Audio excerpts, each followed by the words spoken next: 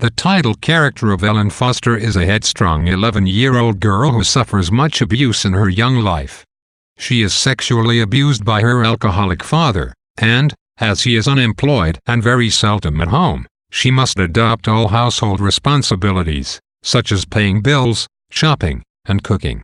Ellen adopts these duties without complaint, though she realizes that most children have loving parents that do take care of them. Shortly after her mother commits suicide, Ellen can no longer stand her father's incessant sexual and psychological abuse. She knows she deserves a loving home and family and first tries to stay with her Aunt Betsy, who, after Ellen stays for the weekend, tells her that the visit was only meant to be temporary. At school, Ellen's teacher asks her how she had gotten a bruise on her arm. Ellen is not at all reluctant to tell her that it was her father who put it there, and, after a brief conference, the teachers decide that Ellen will live with Julia, her art teacher. Ellen's short but happy stay with Julia comes to an abrupt end when her wealthy but cruel grandmother wins custody of her in court.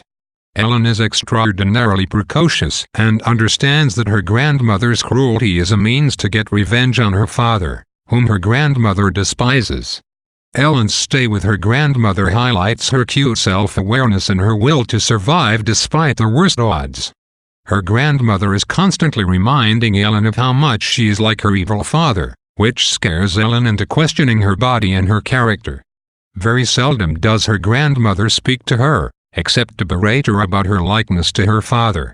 Almost immediately, Ellen's grandmother puts her to work rowing the cotton fields that she owns.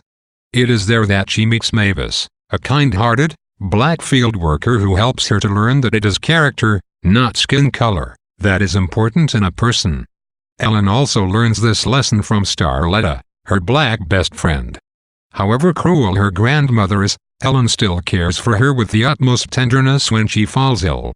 Ellen is unusually forgiving and loving, especially considering that she has suffered a life absent of love, and hopes that her grandmother will be welcomed into heaven despite her cruelty. After her grandmother's death, she is sent to live with her Aunt Nadine and her cousin Dora. She is miserable with them, as they are both utterly false.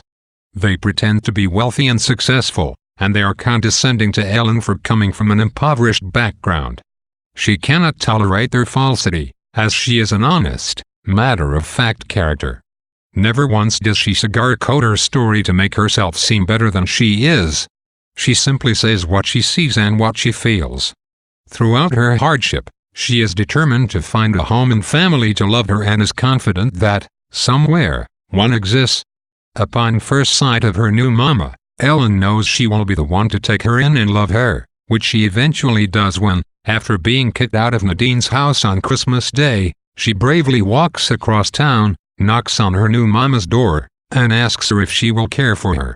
In return, Ellen offers her $166 her life savings, which new mama refuses. This scene denotes Ellen's inherent sense of fairness and equanimity, which is evident also when she invites Starletta to stay over her house for the weekend, as she feels she must repay her for her kindness. Overall, Ellen is a remarkably precocious, determined, and intelligent girl, far wiser and wittier than the average 11-year-old.